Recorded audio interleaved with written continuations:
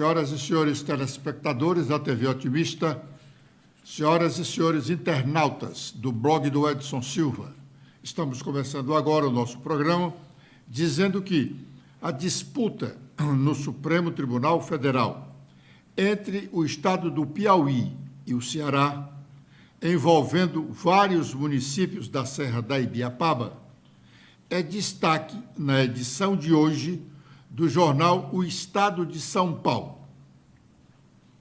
A disputa judicial é antiga, tem mais de 10 anos. No momento, está em sua fase final, que é a perícia que o setor competente do Exército está fazendo para definir um novo mapa que delineie as terras dos dois estados. Esta ação originária no Supremo Tribunal Federal estava tramitando a revelia sob a relatoria da ministra Carmen Lúcia, até que, neste programa, nós denunciamos a omissão do estado do Ceará e a governadora Isolda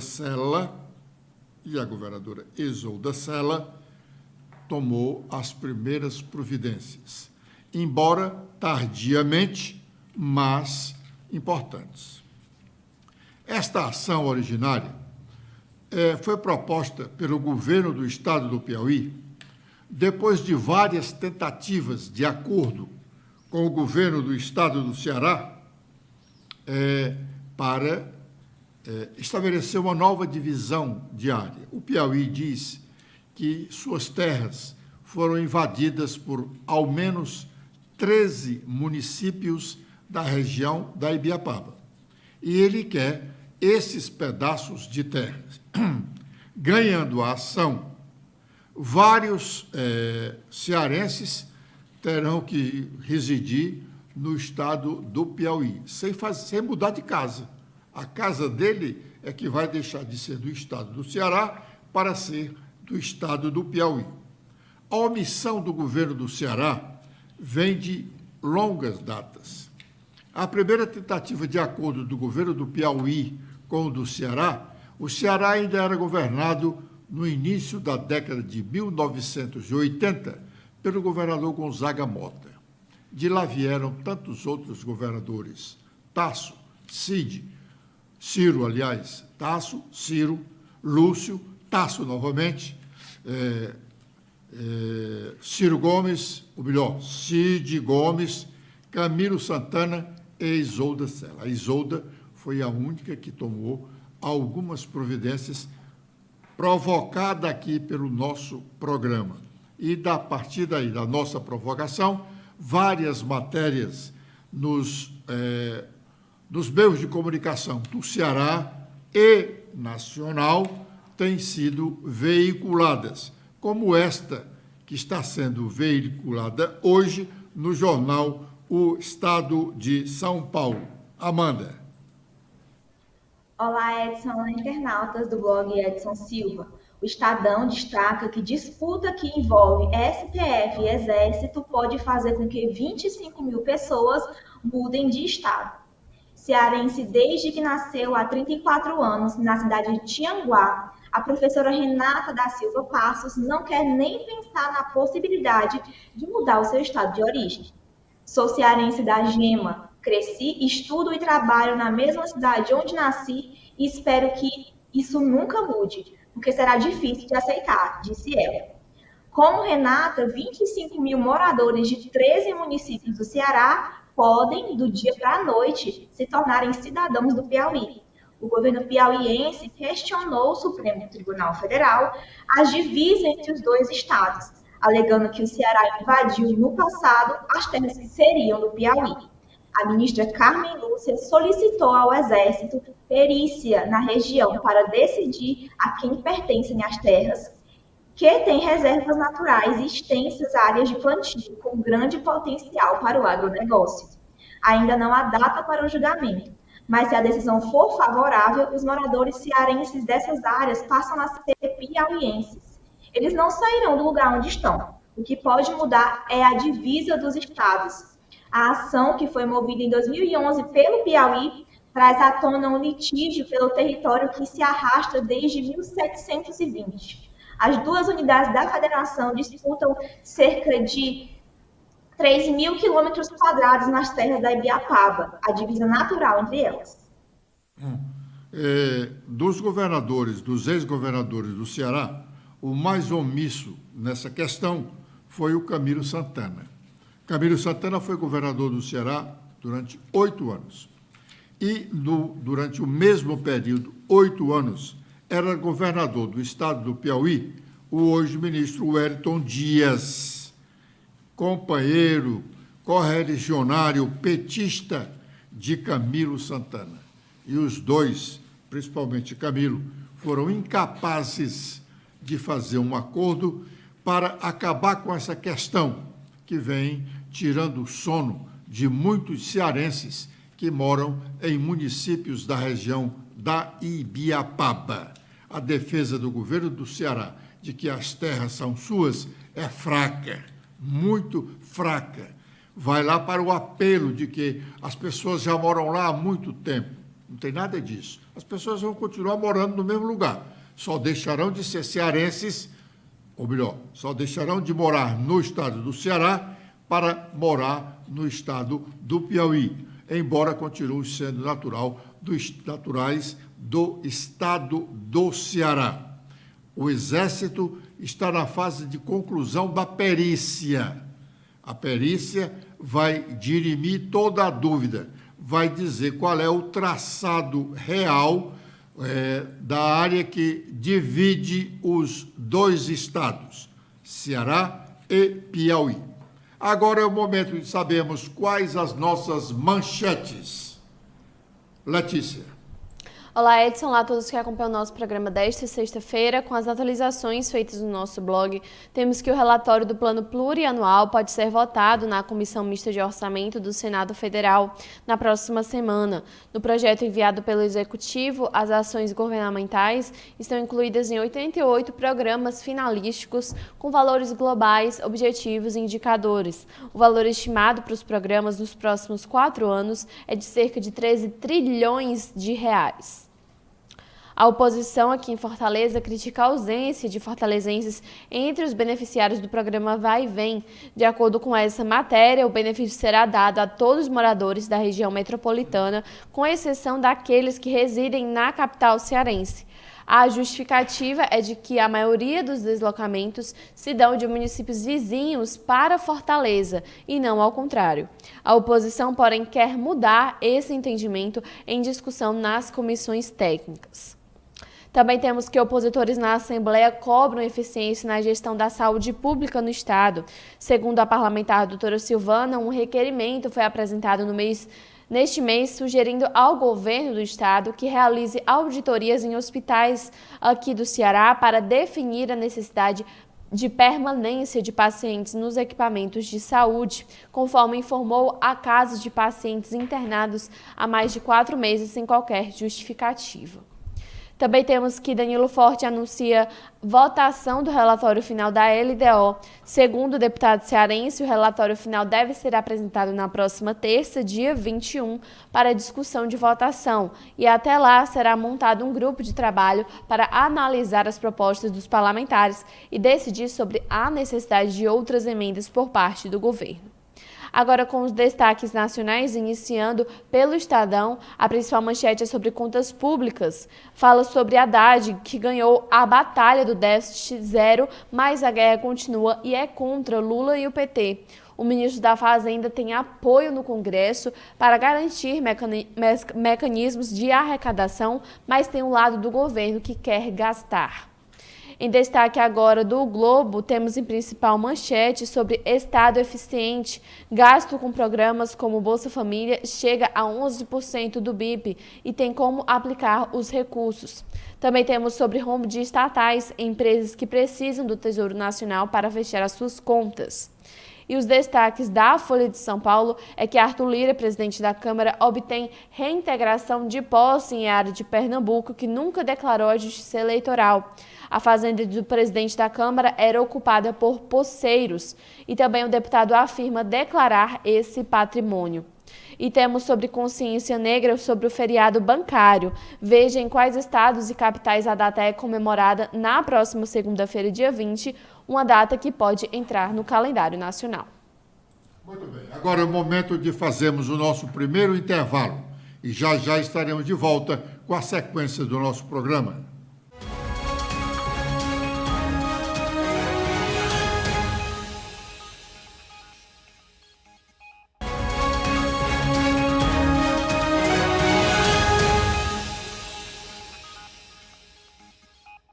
Bom, ontem nós fizemos aqui um comentário sobre a dificuldade do caminho dos trânsfugas do PDT.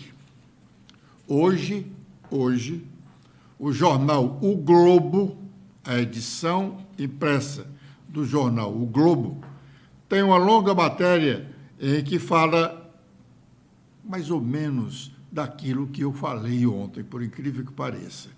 O título da matéria é Em meio à crise com o irmão no PDT, Cid Gomes planeja mudança para o PT, mas enfrenta resistência no partido de Lula. Aí, diz lá, por ocupar cargo majoritário, parlamentar pode deixar a atual legenda a qualquer momento sem perder o mandato. Nós dissemos isso aqui ontem, acrescentando que, além dos senadores, os prefeitos também podem trocar de partido a qualquer momento. Os governadores, idem, e o presidente da República. Eles são detentores de cargos majoritários e a lei permite que os detentores, os ocupantes de cargos majoritários, podem mudar de partido sem sofrerem as consequências da lei da fidelidade partidária, contrariamente ao que acontece com os vereadores e deputados estaduais e deputados federais. Muito bem, diz a matéria, em cabo de guerra com seu irmão, ex-ministro Ciro Gomes, o senador Cid Gomes já afirmou a aliados que não há clima para permanecer no PDT e que gostaria de se filiar ao PT, partido com o qual vive uma relação de desconfiança desde as eleições de 2018. Por ocupar um cargo majoritário, o parlamentar pode deixar a legenda a qualquer momento sem perder o mandato. A desavença, prossegue a matéria. A desavença com Ciro começou no ano passado, justamente porque Cid queria firmar aliança com o PT no Ceará. Apesar do gesto, petistas importantes têm deixado claro nos bastidores que não gostariam de ter o senador cearense como correligionário. Na esfera nacional, o senador somou rusgas com o Palácio do Planalto ao longo deste ano. Cid foi indicado pelo governo para compor a mesa da CPI do 8 de janeiro, na função de primeiro vice-presidente. O parlamentar, no entanto, não esteve em grande parte das sessões e sequer votou o relatório final formulado pela senadora Elisiane Gama, aliada de Lula. Em outras ocasiões importantes para Lula, ele também se absteve, como a votação da reforma tributária, que ocorreu na semana passada. Na ocasião, estava em Fortaleza, em encontro com sua ala do PDT, em que concedeu 18 cartas de anuência para deputados federais e estaduais deixarem o partido. Ele também faltou à sessão do Senado, em que a Casa aprovou a indicação de Cristiano Zanin para ministro do Supremo Tribunal Federal. Os desencontros não começaram neste ano. Um dos episódios mais marcantes ocorreram entre o primeiro e o segundo turno das eleições de 2018, durante um evento do então candidato à presidência pelo PT, o atual ministro da Fazenda, Fernando Haddad. Ao ser interrompido por um militante enquanto discursava, Cid se irritou e disse: Lula está preso, babaca. Isso rendeu muita notícia, essa expressão do senador Cid Gomes. A matéria continua. O mais do que nós lemos, tudo isso nós já havíamos dito aqui no nosso programa. Há muito nós dizemos que Cid não tem mais espaço no PDT e que ele ainda não saiu do PDT porque quer guardar os cargos da liderança do partido no Senado para atender a alguns dos seus filiados. Mas agora ele sai a contragosto, porque o partido já anunciou que vai abrir um processo de expulsão dele da agremiação. Isso é um fato inédito na política do Ceará e muito difícil de ocorrer na política nacional, de um partido abrir um processo de expulsão contra um dos seus filiados, principalmente sendo ele um senador da República. Mas é isso aí. A sessão de ontem da Assembleia foi dominada pela oposição. 3 ou 4 deputados da base governista estavam no plenário. Um deles pediu verificação de presenças para provocar o encerramento da sessão.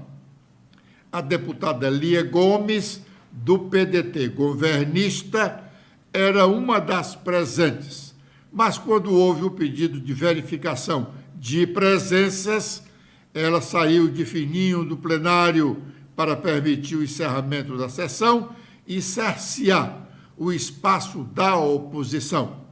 Mesmo assim, vários deputados oposicionistas se manifestaram criticando o comportamento do presidente da Assembleia, Evandro Leitão, um dos ausentes com relação ao descumprimento do regimento interno do Legislativo cearense. Um dos deputados da oposição que fizeram críticas ao presidente foi Alcides Fernandes. Vamos ouvi-lo. Na terça-feira, foi de manhã até pernoitar aqui. Sabe, coisas absurdas que foram aprovadas aqui. Foi liberado R$500 milhão para amanhã para um retiro deles. O povo da oposição teve que ficar aqui até a noite. Uma deputada faz um pedido que é legítimo e de repente é negado. Eu gostaria, senhor presidente, até que essas galerias, porque foi fechada essas galerias aqui no tempo da pandemia. Está fechada as galerias desde o tempo da pandemia. Eu gostaria, senhor presidente, que essas galerias fossem abertas para o povo do estado de Ceará ver a palhaçada que eles estão fazendo com a gente da oposição. Nós não vamos arredar o pé de forma nenhuma. Nós seremos oposição a esse governo voador. Esse foi o deputado Alcides Fernandes. Governo voador foi a expressão utilizada pelo deputado Carmelo Neto no dia anterior, nós destacamos aqui, quando ele disse que o governador é humano, é um governador voador, referindo-se aos gastos das viagens do governador no jatinho que fica à disposição do Palácio da Abolição. O deputado Cláudio Pinho, falando sobre o projeto do governo É Humano, que institui o passe livre para os transeuntes da região metropolitana de Fortaleza, disse que o governador está discriminando os fortalezenses. Vamos ouvi-lo. Qual é a perseguição? O que foi que fortalezense fez, ou Fortaleza, fez contra o atual governo, pelo amor de Deus? Isso é inadmissível, você perseguir os fortalezenses, não ter o direito a ter esse benefício que será criado para atender o vai e vem, que foi uma promessa da campanha do governador Eumano. Eu fico feliz em ver que ele está procurando honrar o que prometeu. Porém, ele exclui do benefício fortalezense. É dessa forma que ele procura administrar e perseguir o fortalezense. Será que isso é correto?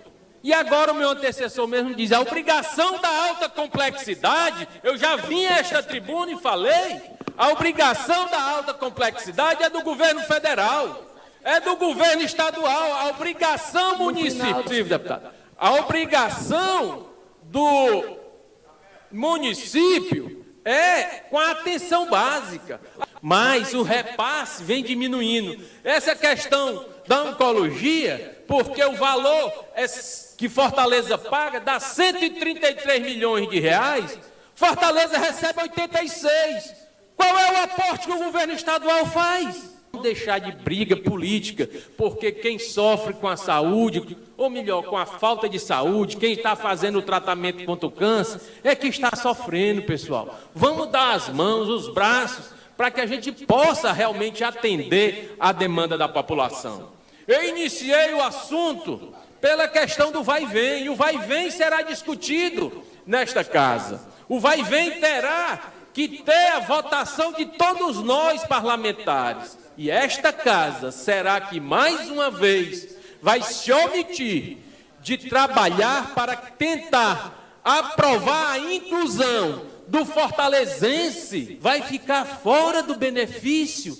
Por quê? O que é que o fortalezense fez de errado? Será que o fortalezense, pelo fato de ser um dos municípios que mais contribui com a geração de emprego, com a geração de renda, com a arrecadação de impostos para o estado do Ceará, ele disse, não, vai ficar fora porque eu não estou mais na mesma aliança. É assim que se faz política pública?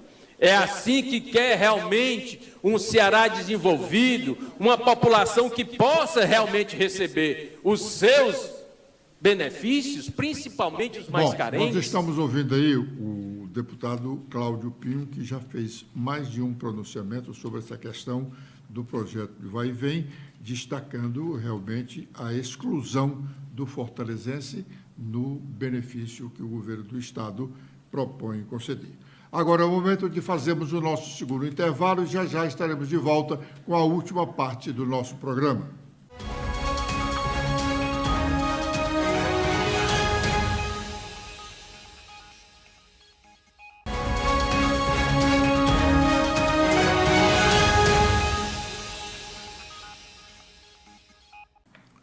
Bom, ontem foi distribuído aqui um impresso de responsabilidade do IPECE, IPECE.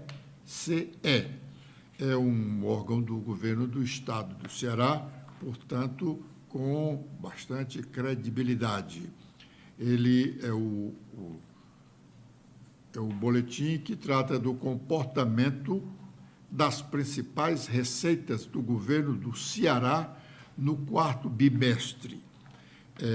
Já estamos no quinto bimestre, ou melhor, já passamos do quinto bimestre. Estamos aguardando a publicação do governo do Estado com relação à situação das receitas e despesas dos 10 primeiros meses do ano. Para efeito de informação desses dados da receita e despesa, o Estado a administração pública é dividida em 6 bimestres. O governo do Estado já publicou o relatório do quarto bimestre e agora, até o fim do mês, vai publicar o relatório do 5º bimestre, correspondente aos 10 primeiros meses. E esse enfoque econômico do IPES diz que a arrecadação do ICMS do Ceará caiu 4,6% no 4º bimestre de 2023, contribuindo para a redução da receita corrente líquida do estado do Ceará. É um dado ruim, mas não é surpreendente, porque aqui, desde o começo do ano, com base nessas informações oficiais, os números são oficiais, publicados pelo mesmo governo do estado. Nós temos advertido para a situação de dificuldade que experimenta o erário estadual.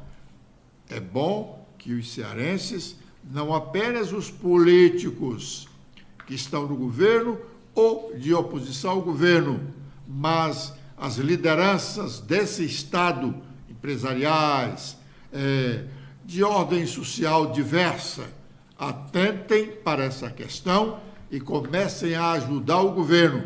Ajudar não no sentido de ficar batendo palmas para tudo que o governo diz, mas ajudar no sentido de questionar o que o governo está fazendo. Obrigado pela audiência dispensada. Na próxima segunda-feira, com a proteção de Deus, vamos estar de volta neste horário. Letícia.